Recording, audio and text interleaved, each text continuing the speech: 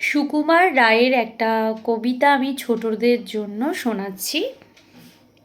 কেমন হয়েছে বলবেন? একদম ছোটদের মজার একটা কবিতা।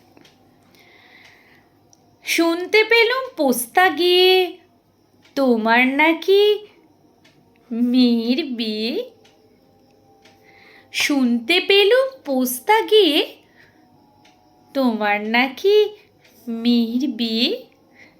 গঙ্গারামকে পাত্র পেলে জানতে চাও সে কেমন ছেলে। মন্দ নয়, সে পাত্র ভালো, রং যদিও বেজায় কালো। তার উপরে মুখের গঠন অনেকটা ঠিক পেঁচার মতন।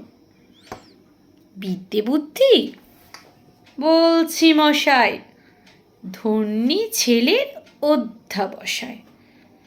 19টি বার ম্যাট্রিক এসে ঘায়েল হয়ে থামল শেষে।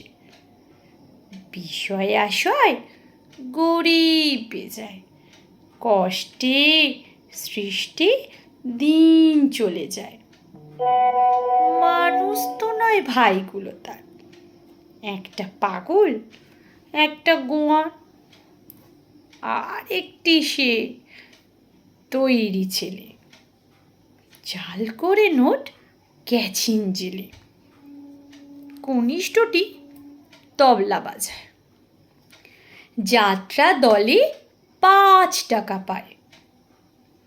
গঙ্গারাম তো কেবল ভোগে পিলের জ্বর আর পান্ডুরোগে। কিন্তু তারা উচ্চ ঘর, কংসরাজের বংশধর। শ্যামলাহিরি বুনো গ্রামের কি যেন হয় গঙ্গারামের।